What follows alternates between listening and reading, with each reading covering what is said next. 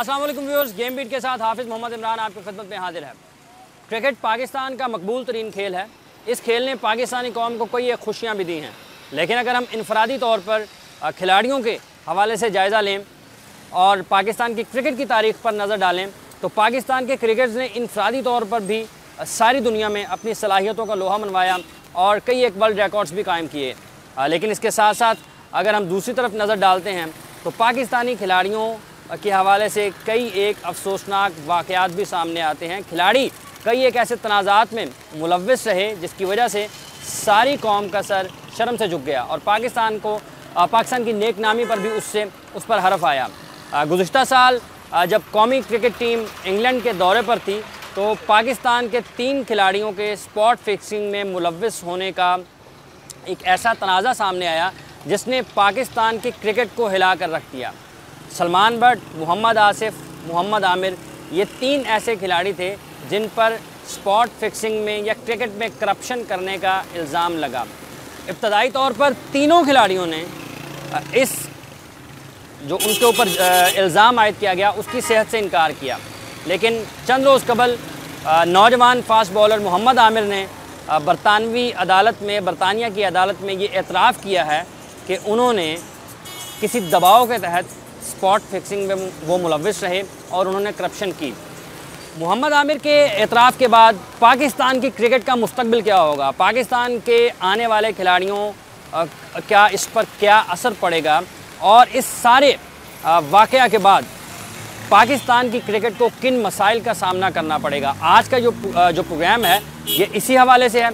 हम बात करेंगे शायकीन क्रिकेट से, हम बात करेंगे क्रिकेट के माहिरीन से और हम बात करेंगे पाकिस्तान क्रिकेट बोर्ड के साबिक ऑफिशियल से कि उनकी माहिराना राय में पाकिस्तान को किन मसाइल का सामना करना पड़ सकता है और मुस्तकबिल में ऐसे मसाइल से बचने के लिए, ऐसे वाक़यात से बचने के लिए क्या इक़दाम हैं जो हमें फ़ौरी तौर पर करना होंगे। मोहम्मद आमिर के एतराफ़ी बयान के बाद इन दोनों का मुस्तकबिल क्या होगा और पाकिस्तान के क्रिकेट को आने वाले वक्त में किन मसाइल का सामना करना पड़ सकता है, इस हवाले से बात करेंगे। हमारे साथ हैं पाकिस्तान क्रिकेट बोर्ड के साबिक chairman lieutenant general retired Tauqeer Zia. जन साहब अस्सलाम वालेकुम। वालेकुम अस्सलाम। जन साहब, किस तरह से देख रहे हैं मोहम्मद आमिर का एतराफ़ी बयान और फिर अब मुसलसल समाअत इसकी शुरू होने वाली है इस केस की? मेरे ख़्याल में तो काफ़ी सीरियस मामला है।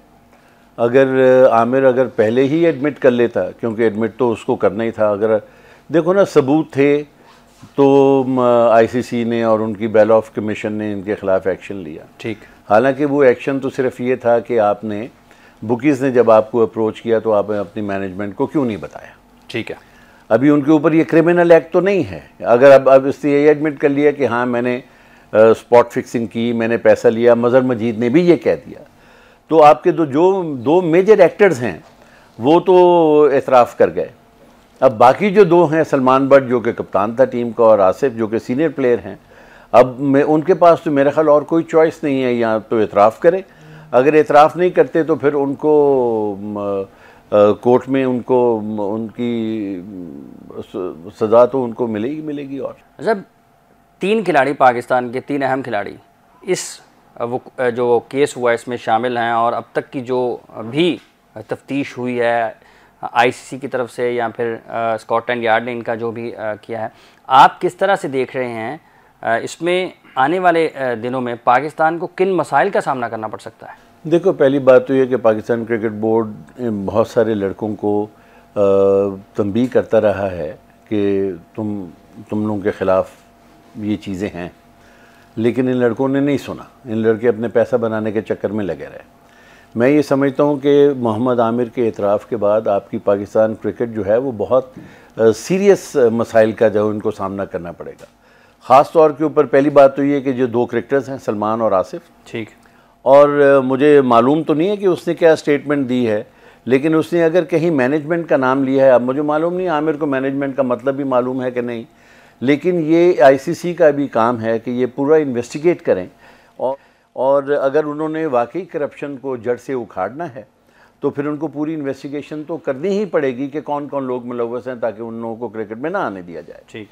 बहरहाल मतलब अगर हम मौजूदा केस को देखें तो पाकिस्तान क्रिकेट को मेरे ख्याल काफ़ी मसाइल पेश आएंगे अगर ये अब बैठ के सर जोड़ें और आइंदा के लाए अमल को तय न कर पाएँ तो मेरा ख्याल इनके लिए काफ़ी मुश्किलात होंगी। पाकिस्तान क्रिकेट बोर्ड ने लोग ये भी कहते हैं कि इनको पूछा कि अगर आप शामिल हैं तो बताएं, हम कुछ ना कुछ आपकी हेल्प कर सकते हैं, लेकिन खिलाड़ियों ने उस वक्त क्रिकेट बोर्ड के सामने कोई भी चीज़ इस किस्म के मानने से इनकार कर दिया।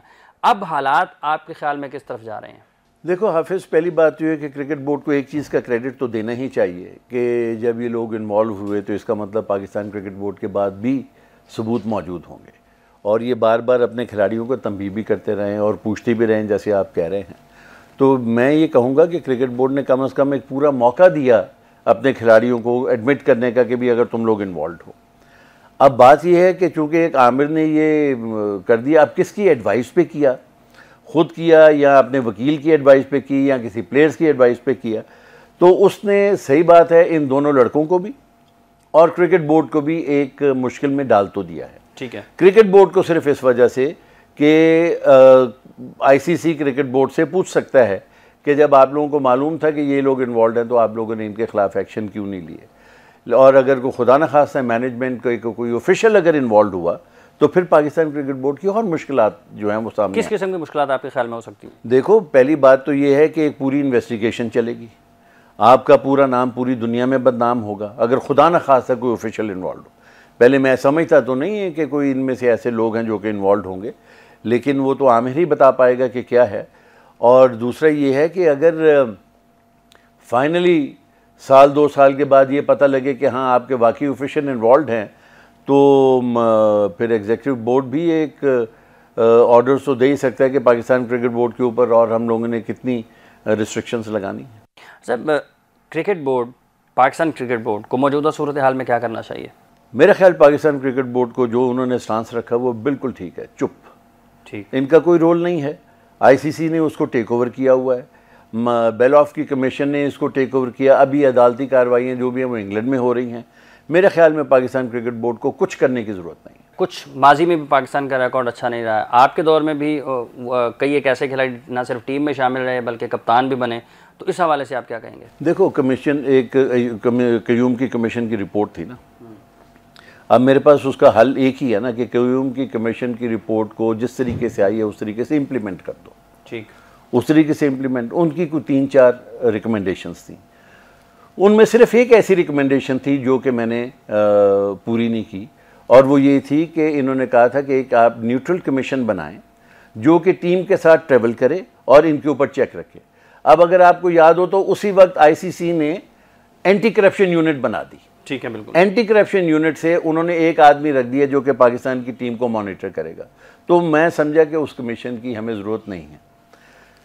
2 रिकमेंडेशंस मैंने लिख के तो प्रेसिडेंट ऑफ पाकिस्तान को उस वक्त दी थी, रफ़ीक तारड़ साहब को, और उनमें से एक रिकमेंडेशन ये थी कि आप या तो ये पाकिस्तान, क्योंकि इस्लाम में जुए की इजाज़त नहीं है, तो जितने बुकीज़ हैं इनके ऊपर आप क्रैकडाउन करें पाकिस्तान में और इनको ख़त्म कर दें, ठीक, ताकि ये काम ही ना हो, या अगर इनको रजिस्टर कर लें ताकि इनसे पैसा भी आए और इनको मॉनिटर करें कि ये लोग क्या करते हैं, लेकिन उसके ऊपर आज तक कोई अमल नहीं हुआ। जन साहब, अलीम डार मुसलसल तीसरी दफ़ा best umpire of the year हुए हैं, क्या कहेंगे आप? अंपायरिंग की दुनिया में पाकिस्तान इस वक्त किस मकाम पर है? असद रऊफ़ उनके पीछे हैं, एहसन रज़ा भी आ गए हैं। इन 2 अंपायर्स के हवाले से बिलखुसूस अलीम डार और असद रऊफ़। ये अलीम डार, असद रऊफ़, नदीम बुखारी, इन तीनों को हमने आईसीसी के साथ लड़ाई करके इन तीनों को लेके गए थे आईसीसी के पैनल के ऊपर, क्योंकि वहाँ वेंकट राघवन नज़र आता था, वहाँ को वेस्ट इंडियन नज़र आते थे, कोई पाकिस्तानी अंपायर था ही नहीं। लेकिन चूँकि ये लड़के इतने अच्छे हैं और क्रिकेट को समझते हैं, पहली बात तो यह कि अलीम डार को तीसरी दफ़ा मुसलसल करने के लिए मैं तो मुबारकबाद दूंगा, क्योंकि बहुत अच्छा इंसान भी है और बहुत अच्छा अंपायर है। उसका कोई डिसीजन देख लो, कोई ऐसा नहीं है कि जो चैलेंज हुआ हो और उसके बाद अलीम डार गलती के ऊपर हो। तो इसका मतलब है कि पाकिस्तान में वो पोटेंशियल है, ये सिर्फ अंपायर में नहीं। इसके बाद असद रऊफ़ भी मैं समझता हूँ कि वो भी इस कैटेगरी में आएगा, आज नहीं तो कल आएगा। एहसन रज़ा भी आएगा, वो बड़ा ईमानदार अंपायर है, ठीक, शायद 1-2 और भी ऐसे हों। लेकिन आप एक चीज़ देखो कि पोटेंशियल कितना है पाकिस्तान के अंदर, ये अंपायरिंग के लिहाज से है, प्लेयर्स के लिहाज से, अगर आप इसको सही तरीके से मैनेज करो और इस कौम के लिहाज से इस कौम को सही मैनेज करो तो ये कौम पता नहीं क्या से क्या कर सकती। कैसा लगता है आपको? आपने कहा कि लड़ाई करके भेजा आईसीसी में इन तीनों इन खिलाड़ियों अंपायर्स को, अब उनके फैसले देखते हैं, उनको दुनिया में बेहतरीन अंपायर भी माना जाता है, आप बजाते खुद कैसा महसूस करते हैं? देखो, मुझे खुशी तो इसलिए होती है कि अलीम डार एक पाकिस्तानी है, ठीक है, इसलिए खुशी नहीं होती कि अलीम डार को मैं बड़ा को लड़ाई करके ले गया। वो ठीक है, वो जैदी जो मर्जी कहता रहे और खालिद महमूद साहब जो मर्जी कहते रहे कि वो उनकी वजह से गया, उनको क्रेडिट उनको ज़रूर देना चाहिए। मैं उसको सिर्फ क्रेडिट देता हूँ। मुझे खुशी होती है कि वो पाकिस्तानी का नाम एक आया, कम से कम को थोड़ा बहुत इमेज जो हमारा ख़राब हो उसको तो उसने एनहांस किया। सर ठीक है, बस जन साहब बहुत शुक्रिया। बस आपने गुफ्तगू सुनी पाकिस्तान क्रिकेट बोर्ड के साबिक chairman lieutenant general retired Tauqeer Zia की। अभी हम जो शायकीन क्रिकेट हैं उनके पास भी जाएंगे और उनसे उनकी राय लेंगे कि मोहम्मद आमिर ने जो इतराफ़ जुर्म किया है स्पॉट फिक्सिंग में मुलव्वस होने का, इसके पाकिस्तान की क्रिकेट पर क्या असरात मरतब हो सकते हैं और आने वाले दिनों में पाकिस्तान की क्रिकेट को किन मसाइल का सामना करना पड़ सकता है। हम तो ब्रेक के बाद मज़ीद बातें बात में अच्छे होंगे जब आप रीज़न करेंगे, जब आप अपने अब आप मुझे बता दें कि अखराजात क्या हैं क्रिकेट बोर्ड के, मुझे तो नहीं पता। ठीक, मैं तो समझता हूं कि सबसे पहले आपकी क्रिकेट ग्राउंड्स ठीक होनी चाहिए। जिम्बाब्वे की ग्राउंड्स देखिए, आपकी क्रिकेट ग्राउंड्स ही ठीक नहीं है। और हमने उस अरसे में क्या किया था, और अपने पैसे नहीं लगाए थे, हमने म्यूनसिपैलिटीज के लगाए थे। सियालकोट का स्टेडियम किया, सलमान सदीक डीसी था गुजरावाला का, वहां स्टेडियम बनवाया। इसी तरह फैसलाबाद का स्टेडियम बनवाया म्यूनसिपल कमेटी से। इसी तरह रावलपिंडी का ये बनवाया। रावलपिंडी का वो कह रहे थे जहां पे एग्रीकल्चर रिसर्च स्टेशन, यहाँ पे पार्क बना है वहां बना लो। हमने कहा नहीं वहां बनाना, वहां रिसर्च हो रही है। वहां पार्क बना दिया, वहां पे 50 साल की रिसर्च जाया चली गई एग्रीकल्चर की।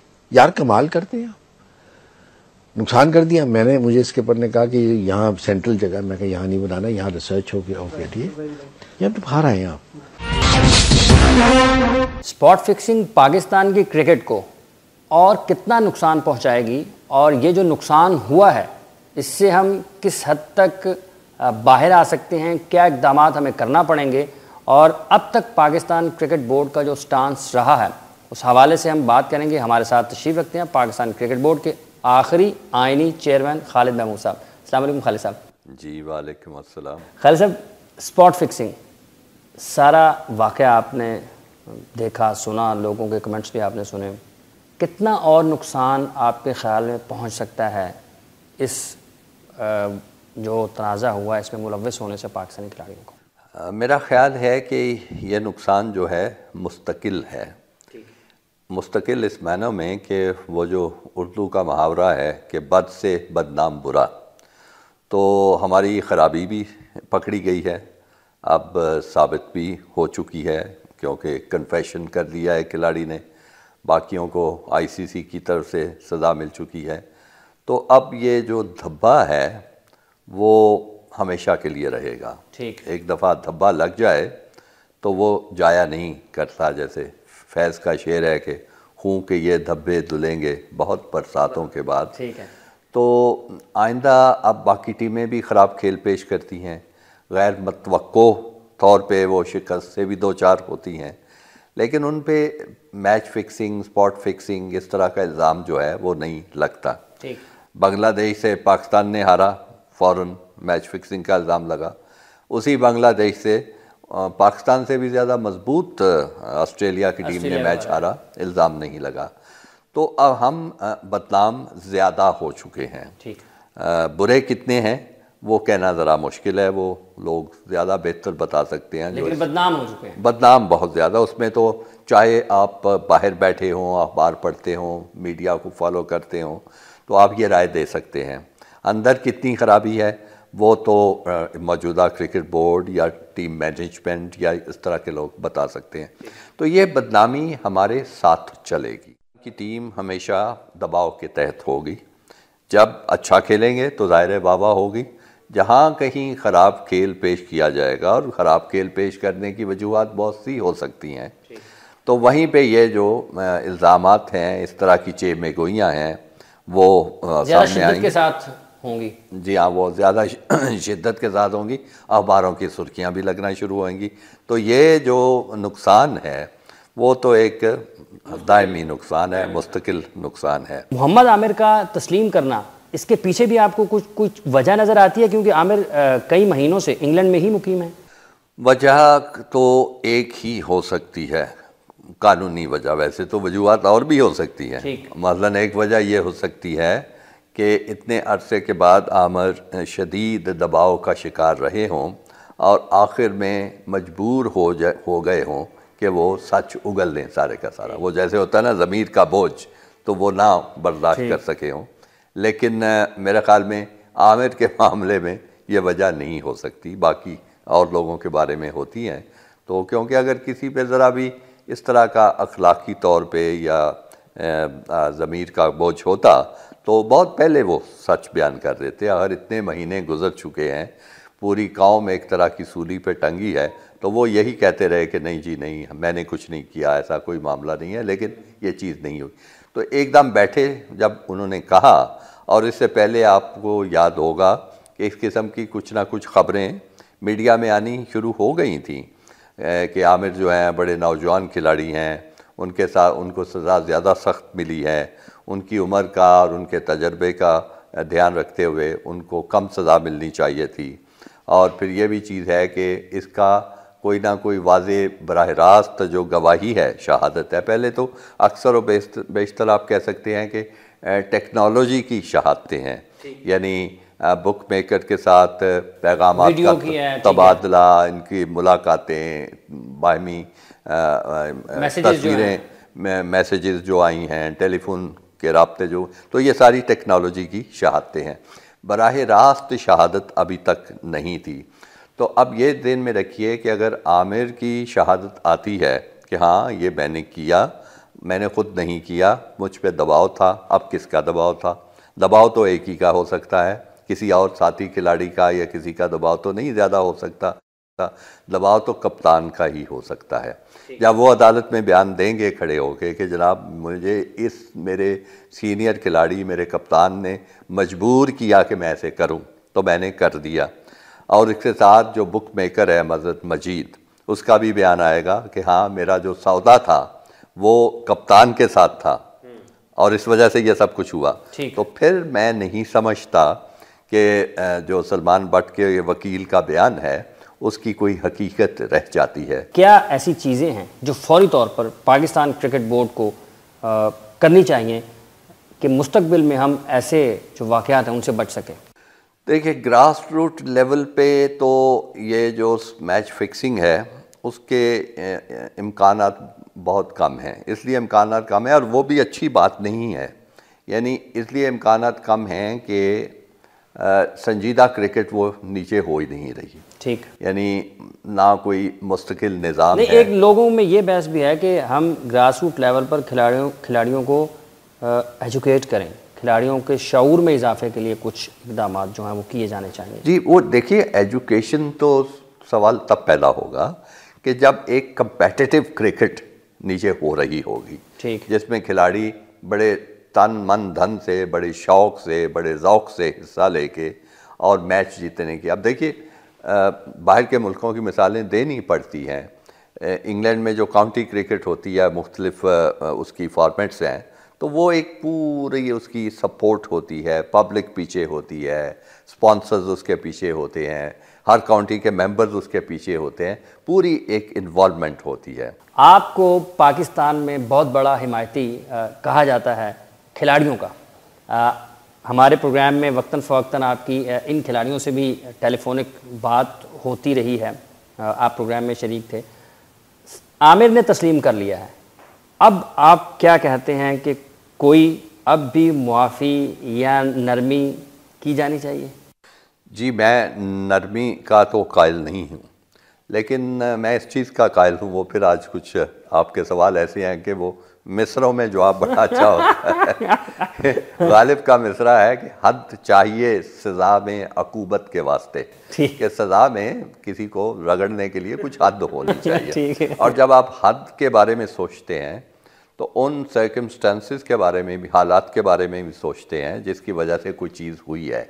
मसलन मुझे कोई इसमें शक नहीं है कि आमिर जो था एक ख़राब माहौल में खेल रहा था, यानी जिसमें उसका सीनियर खिलाड़ी था सलमान बट जो था, आसिफ जो थे, वो एक उसके सामने बुरी मिसालें थी, बैड एग्जाम्पल। ठीक है। तो इस किस्म की बुरी मिसालें अगर आप किसी बच्चे को, किसी ख़राब गंदे बच्चे के साथ, सीनियर बड़े बच्चे के साथ खुला छोड़ देते हैं तो वो ख़राबी तो करेगा। तो वो चीज़ों को सामने रखते हुए मेरी अप्रोच हमेशा से किसी ज़िंदगी के शोबे में मैं चाह रहा हूँ, और आपको पता है मैं सरकारी मुलाजमत में रहा हूँ बहुत देर, तो मेरी अप्रोच हमेशा रेफॉर्मेटिव होती है कि रिफॉर्म किया जाए। ख़राबियाँ तो बहुत हैं, नशा पिला के गिराना तो सबको आता है, मज़ा तो तब है कि गिरतों को थाम ले साकी। वो तो बड़ा आसान है, आप 5 साल निकाल दें, 10 साल निकाल दें। बेहतर ये होता है कि हालात के मुताबिक देखें, इतनी सज़ा ज़रूर मिले कि उसको खुद भी सबक मिले और दूसरे लोग जो इस किस्म की कोई सोच रखते हों, जिनका ऐसा कोई ख्याल हो, उनको भी सबक मिल जाए। उसके बाद आप उसको ख़त्म करके वापस उसको लेके आएँ और दोबारा सुधार के क्रिकेट में वापस आए। ये मेरी अप्रोच रही। बहुत बहुत शुक्रिया आपका खालिद साहब। व्यूअर्स, आपने गुफ्तगू सुनी पाकिस्तान क्रिकेट बोर्ड के साबिक चेयरमैन खालिद महमूद साहब की। सबक हासिल करना खिलाड़ियों का काम है। ये एक बहुत बड़ी मिसाल है उन खिलाड़ियों के लिए जो मुख्तसर वक्त में, कम मुद्दत में ज़्यादा पैसा हासिल करने की कोशिश करते हैं और फिर ना सिर्फ अपना करियर ख़राब करते हैं बल्कि उसके साथ साथ जो मुल्क व कौम की इज़्ज़त है उसको भी दाव पर लगाते हैं। यहाँ पर लेते हैं ब्रेक के बाद आएंगे फिर प्रोग्राम में आपके साथ और भी बहुत कुछ है वो शेयर करेंगे। हमारे साथ रहिएगा।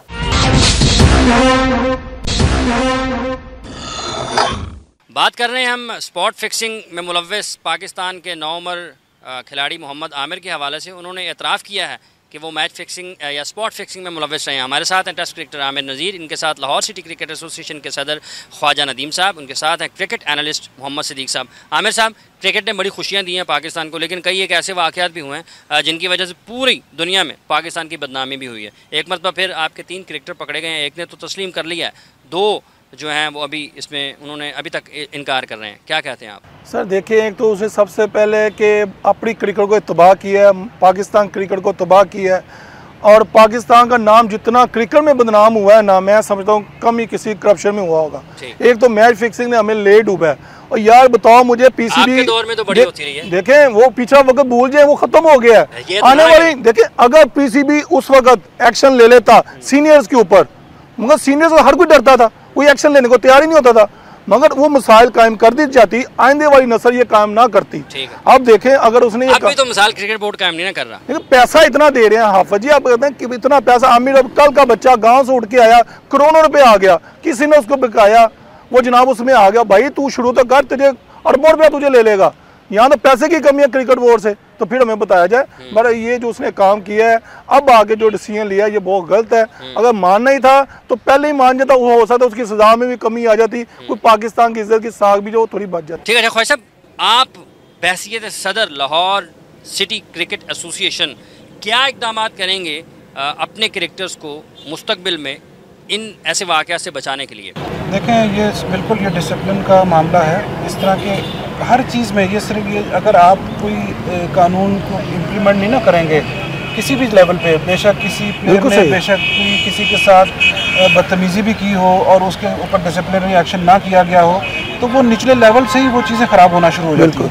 अगर आप ये एक्शंस शुरू से ही नहीं ली जाएंगे, हमने तो अपनी एक, आपके ख्याल में खिलाड़ी गलती करे फौरी तौर पर फ़ौरन उसको उसी लेवल के ऊपर वहाँ पे सज़ा होनी चाहिए। हमने यहाँ पे हमारी एक डिसिप्लिनरी कमेटी बनी हुई है जो कि जो भी ऐसे पूरे भी क्लब क्रिकेट में अभी जो भी हो रही हैं, उसका कोई भी ऐसा मामला होता है हम उस कमेटी में भेजते हैं। वो उसका सज़ा या जज़ा जो भी है उसको वहाँ पे उसको वो हमें रिकमेंडेशन करके भेजते हैं। तो ये एक मेरा ख्याल निज़ाम है, इसको स्ट्रांगली पीसीबी को भी इम्प्लीमेंट कराना चाहिए सारे रीजन्स के ऊपर। सिद्दीक साहब, शब रोज़ नशेबो फराज पाकिस्तान की क्रिकेट के आपने देखे हैं, ये जो मोहम्मद आमिर ने तस्लीम किया है, इसका आप क्या देख रहे हैं? मुस्तकबिल क्या होगा? पाकिस्तान की क्रिकेट का कितना नुकसान आपके ख्याल में होगा?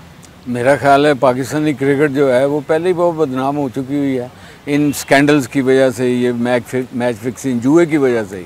और जुआ चाहे किसी जगह भी हो, नाम हमारा ही आता है, लेकिन इन लड़कों ने साबित कर दिया कि वाकई हमें इसमें इन्वॉल्व हैं। ठीक है। अब ये मोहम्मद आमिर ने ये भी सच आप भी नहीं बोलना था, क्योंकि अब केस जो है कोर्ट में चला गया है। और आपको एक चीज़ को मानना पड़ेगा कि स्कॉटलैंड यार्ड जो है ना, वो झूठा केस कभी जो है ना फाइल नहीं करती। वो पहले उसकी पूरी इन्वेस्टिगेशन करके तो वो करती है। अब इनको पता था कि अब वो चक्की पीसेंगे वाला हिसाब भी जो है ना इसके अंदर जो है वो आ रहा है। अब 7 साल भी, 4 साल भी, 5 साल भी जो है वो सज़ा भी हो सकती है। ठीक। तो इसलिए इन्होंने सच बोल दिया। अब इसने एक ने सच बोल दिया, अब दूसरे दो के लिए बहुत ज़्यादा प्रॉब्लम हो गई है। ठीक है। अगर वो नहीं सच बोलते तो वो सज़ा के हकदार होंगे, उनको सज़ा ज़्यादा मिल जाएगी। पाकिस्तान की जो बदनामी की बात की जाती है, अगर फ़र्ज़ कर लें, अल्लाह ना करे जी, हम तो अभी भी ये कहेंगे कि ये झूठ बन जाए या किसी तरह से कुछ ऐसी दुनिया में हम चले जाएँ यहाँ से, हमें ये पता चले कि तीनों खिलाड़ी बाइज़्ज़त बरी हो गए हैं।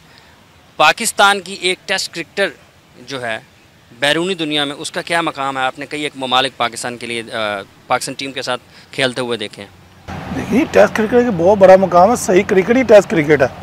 उसमें आप देखें हर कंट्री ने अपना नाम बनाया हुआ है, अपने एक डिसिप्लिन बनाया हुआ है, अपने एक बोर्ड बनाया हुआ है जिससे सारी क्रिकेट को इम्प्रूव किया जाता है। मगर मैं समझता हूँ कि थोड़ा सा लैक ऑफ हमारा पीसीबी का भी इसमें आ जाता है, वो बहुत कमज़ोर है इस वीक में। जो को फैसला करते हैं हर 2 माह या 1.5 महीने के बाद वो फैसला चेंज हो जाता है। अगर किसी को 10 लाख जुर्माना किया है तो जनाब वो सुनने में आता है, जो अंदर से बात ख़त्म होती है जुर्माना माफ। देखिए, डिसिप्लिन होना चाहिए, फिर ही हम हर तरफ से लिहाज से हम ऊपर रहेंगे। और टेस्ट क्रिकेट को का नाम ही यही है, खूबसूरती यही है। आपने कहा कि जी कि डिसिप्लिन होना चाहिए और खिलाड़ियों को सख्त सज़ाएं दी जानी चाहिए। 90 की दहाई की हम बात करते हैं जिसमें आपने भी अपने टेस्ट करियर का आगाज़ किया। उस दौर में सबसे ज़्यादा ये शोर उठा। हमने जो एक जुडिशल इंक्वायरी हुई उसमें अपने ही खिलाड़ियों को सिफारिशात जो दी गई थी, कई एक बड़े पाकिस्तान के क्रिकेट के जो नाम है उसमें मुलव्वस पाए गए। कहा गया कि ये मुलव्वस है, इनको दूर रखा जाए। आप क्या कहते हैं कि वजह क्या है? पैसा भी बड़ा मिलता है, फिर भी क्यों खिलाड़ी जाता है उस तरफ? यार मैं कहता हूँ इस मुल्क में कानून होएगा तो फिर है ना, लॉ एंड ऑर्डर होएगा तो फिर है ना। अगर आपने उन सीनियर प्लेयर को सही तरीके से, अगर उन्होंने मुल्क का नाम बदनाम किया, पैसा खाया, उस वक्त सही एक्शन लिया होता, मैं नहीं समझता उस वक्त। देखिए, ये अल्लाह जानता है। अच्छा। मैं ऐसे कह दूं जी, ये देखिए उस टाइम ये एक्शन लिया होता, मैं नहीं समझता हमारे तीनों प्लेयर ये कदम उठाते, ठीक, अगर सही एक्शन लिया होता। आईसीसी की इतनी सख्ती के बाद भी क्रिकेट बोर्ड का जो रवैया है या उसका जो एक डायरेक्शन है, आपके ख्याल में वो दुरुस्त नहीं है? दुरुस्त कुछ तो जो प्रायोरिटीज़ थी उन्होंने वो अपनी प्रायोरिटीज़ ले ली हैं। ठीक है जी, मतलब हर एक की प्रायोरिटीज़ होती है, पहले इन चीज़ों को हमने करना। ये मेरा ख्याल है कि अभी इनकी प्रायोरिटी लिस्ट में नहीं है कि इस चीज़ को अभी ठीक करना। सबसे अहम चीज़ प्रायोरिटी मैं वही कह रहा हूँ ना कि जिस चीज़ को सबसे जहाँ से जो बेस लाइन है हमारी, जहाँ से मामला शुरू है, उसको मेरा ख्याल है लीस्ट ऑफ द प्रायोरिटीज़ में रखा गया। तो उसको सबसे पहले हमें देखना चाहिए कि ये इस लेवल पे हम नहीं ठीक करेंगे ना, ये कभी भी ठीक नहीं होगा। सिद्दीक साहब, बात बड़ी अहम की है ख्वाजा साहब ने कि जो एक बुनियाद है उस पर सबसे पहले तवज्जो दी जानी चाहिए थी, लेकिन उसको अभी साइड पे कर दिया गया है। तो हमारा हर शोबे में यही हिसाब है, तालीम को जो है वो नंबर 1 लाना चाहिए। हम उसको एंड के ऊपर जो है ना वो पाकिस्तान को ले आते हैं। ठीक है। अब और फिर हमारे जो मिनिस्टर साहिबान हैं और जो हमारे कर्ता धर्ता हैं, ज़रा सी बात होती है बीच में MNA घुसाते हैं बीच में, वो कोई अदारा भी जो है वो तो अभी तक बना ही नहीं है जो इन चीज़ों को जो है वो इम्प्लीमेंट करवा सके। आप जुल्करनैन हैदर का केस ही देखें, वो कितनी बदनामी मुल्क की, और रहमान मलिक साहब बीच में कूदे, उन्होंने 6-7 बंदे बीच में ऐसे ही वो सियालकोट के अपने मोहल्ले के डाल दिए।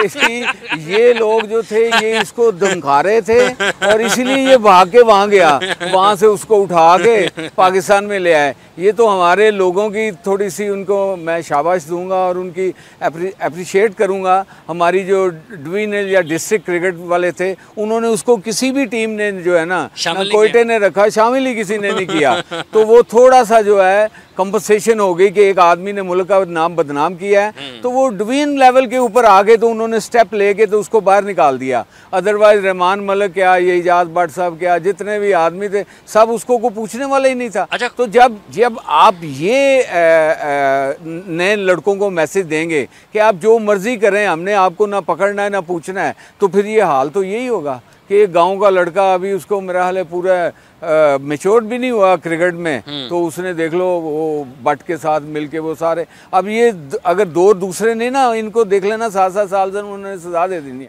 हमारी अदालतें कुछ नहीं करेंगी, ये सजा भी वहीं से मिलेगी इनको। साहब, जो माली मामलात हैं प्लेयर्स के, आपके ख्याल में वो कैसे बेहतर किए जा सकते हैं? जैसा कि अभी इन्होंने कहा कि 25 खिलाड़ी फ़र्ज़ कर लें आप दे देते हैं, तो क्रिकेट बोर्ड को डायरेक्ट अगर आप प्लेयर्स उनके पास भेजते हैं 30, 35, 25 जितने भी, तो आपके ख्याल में क्रिकेट बोर्ड को उनके साथ क्या सलूक करना चाहिए? देखें, इस दफ़ा PCB ने हमें सेंट्रल कॉन्ट्रैक्ट दिया है हमारी दोनों टीमों कायद-ए-आज़म ट्रॉफ़ी के जो प्लेयर्स हैं। ये इक़दाम दोबारा उठाया गया है कि जिसमें प्लेयर्स को एक इंसेंटिव मिला 6 महीने तक के लिए, जो कि एक अच्छी चीज़ है। लेकिन जो इंसेंटिव दिया जा रहा है, लड़के फिर भी गौर करते हैं डिपार्टमेंट्स के ऊपर जाने की तरफ जाने के लिए, बिकॉज आपको पता है कि लड़के सारे गरीब घरों से लड़के हैं और उनको अपना खुद भी खाना है और घरों में भी खिलाना है, तो वो ये देखते हैं कि हमने डिपार्टमेंट्स में जाना है। रीजन्स को प्रायोरिटीज़ कम मिलती हैं और डिपार्टमेंट, हम तो ठीक है, हम ये कहते हैं हम तो एक प्रोडक्शन एजेंसी हैं, हमने तो लड़का प्रोड्यूस करके आगे भेजना है, लेकिन फिर भी रीजन्स की प्रायोरिटीज़ होनी चाहिए कि लड़के जो कम से कम कोई पीसीबी को कोई रूल बनाना चाहिए, जिस तरह अंडर 19 में सारे के सारे लड़के चले गए डिपार्टमेंट्स, उन्होंने कहा जी अब डिपार्टमेंट्स खेलेंगे, सारे लड़के चले गए। कोई कम से कम एक सेट रूल होना चाहिए कि भाई आपके ख्याल में ये वक्त है कि हमें कोई एक पॉलिसी बनानी चाहिए। ये नहीं कि आज ये कहा जी कि 6 टीमें डाल लो, कि जी वो लड़के सारे उठा के डिपार्टमेंट में चले गए, हमारे पास सिर्फ छान पूरा रह गया, उसमें से हमने सारा कुछ चुनना है। अब ये मसला यही आ जाता है कि कोई पॉलिसी बने कि एक लड़का जो 3 साल अंडर 19 का मैं बात करता हूँ, कम से कम वो 3 साल रीजन से बाहर ना खेल सके। इसी तरह कायदे आज़म ट्रॉफी का हो, कम से कम हम लड़कों को प्रोड्यूस देखिए, मैं फिर भी बात ये करता हूँ, लड़का जो एसोसिएशन से खेलता है ना, मुझे पता है उसकी पीसीबी में प्रायोरिटी लगती है, वो जो स्कोर करेगा एसोसिएशन से उसकी प्रायोरिटी डेफिनेटली, हम आप भी क्रिकेट खेलें, ये भी खेलें हैं, इनको भी पता है। लेकिन अभी ये लड़का नहीं समझता, लड़कों की प्रायोरिटी अब पैसा हो चुकी हुई है, लड़कों की प्रायोरिटी पाकिस्तान के लिए खेलना नहीं हो चुकी है, प्रायोरिटीज़ चेंज हो चुकी हुई हैं। तो हमें ये, एक तो आप जो बात कर रहे थे कि जी प्लेयर्स को किस तरह वकार किस तरह कायम किया जाए, देखिए प्लेयर्स ये निचले लेवल से ग्रूमिंग, दूसरा तरबियत, स्कूलिंग नहीं है, एजुकेशन नहीं है, आप किस तरह करेंगे ये सारी चीज़ों को। व्यूअर्स, आपने गुफ्तगू सुनी माहिरीन की, शायकीन क्रिकेट की और पाकिस्तान क्रिकेट बोर्ड के साबिक ऑफिशियल्स की। सबसे अहम चीज़ जो है कि क्रिकेट को किस तरह से बचाना है और पाकिस्तान की क्रिकेट का जो वक़ार है उसको किस तरह से बहाल करना है, ये सबसे बड़ी ज़िम्मेदारी पाकिस्तान क्रिकेट बोर्ड के ऑफिशियल्स की है, जो इस वक्त पाकिस्तान क्रिकेट बोर्ड में अपनी ज़िम्मेदारियाँ निभा रहे हैं। लेकिन इंतहाई अफसोस के साथ ये कहना पड़ता है कि जिस तरह से हमें इस गुफ्तगू से मालूम हुआ है कि पाकिस्तान क्रिकेट बोर्ड ने अभी तक कोई एक ऐसी वाज़ेह पॉलिसी जो है वो तैयार नहीं की कि मुस्तकबिल में हमने ऐसे वाक़यात से किस तरह से बचना है और हमने अपने क्रिकेटर्स को किस तरह से उस लाइन के ऊपर लगाना है कि वो जब भी बैनुल अक़वामी सतह पर मुल्क की नुमाइंदगी कर रहे हैं तो उनके लिए सबसे अहम और सबसे बुनियादी चीज़ जो है वो मुल्क और कौम का वक़ार है। क्रिकेटर्स की गलती अपनी जगह पर, लेकिन वो लोग जो पाकिस्तान क्रिकेट के करता धरता हैं उनकी बेहिसी पर क्या कहेंगे। पाकिस्तान क्रिकेट बोर्ड के पैटर्न इन चीफ को भी इस तरफ ज़रूर तवज्जो देनी चाहिए। प्रोग्राम का वक्त ख़त्म हुआ चाहता है। हाफिज़ इमरान को गेम बीट की पूरी टीम के साथ दीजिए इजाज़त। आप अपना और अपने इर्द गिर्द के लोगों का बहुत सा ख्याल रखिएगा। अब आपसे मुलाकात होगी आइंदा प्रोग्राम में, उस वक्त तक के लिए हाफिज़ इमरान को इजाज़त।